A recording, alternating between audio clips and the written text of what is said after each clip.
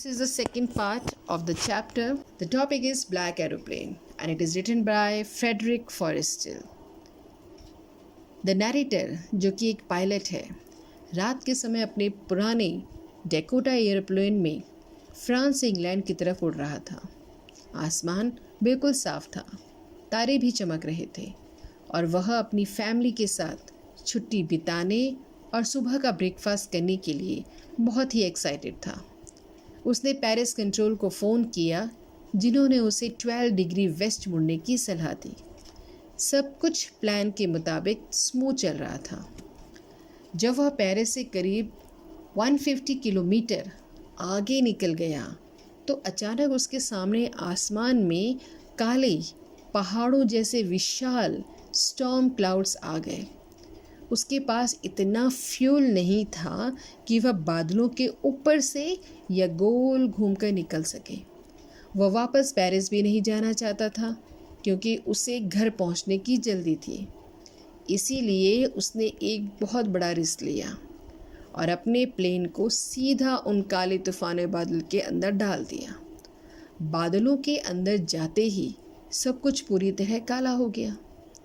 Plane हवा में ज़ोर ज़ोर से कूदने और मुड़ने लगा।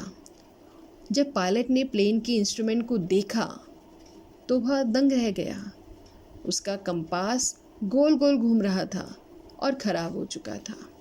बाकी इंस्ट्रूमेंट्स जैसे रेडियो वो भी डेड हो चुके थे।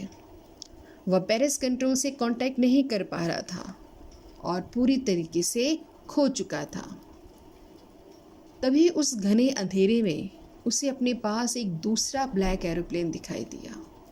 अजीब बात यह थी कि उस प्लेन के पंखों पर कोई लाइट नहीं थी, लेकिन फिर भी नैरेटर को उसमें बैठे पायलट का चेहरा साफ दिख रहा था। उस अनजान पायलट ने हाथ हिलाकर नैरेटर को अपने पीछे आने का इशारा किया। नैरेटर एक आज्ञाकारी बच्चे की तरह उस काले हवाई जहाज के पीछे चलने लगा। करीब आधे घंटे तक बादलों में भटकने के बाद नैरेटर के प्लेन का फ्यूल ख़त्म होने वाला था कि अचानक वह बादलों से बाहर आ गया।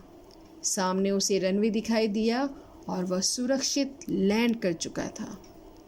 सुरक्षित उतरने के बाद वह कंट्रोल टावर की महिला के पास गया और पूछा कि वह दूसरा ब्लैक एरोप्लेन और उसका पायलट कौन था, ताकि वह उसे थैंक यू कह सके।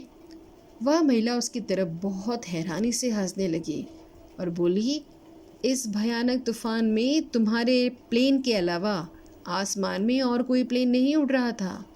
रडार पर सिर्फ तुम्हारा ही एक प्लेन दिखाई दे रहा था।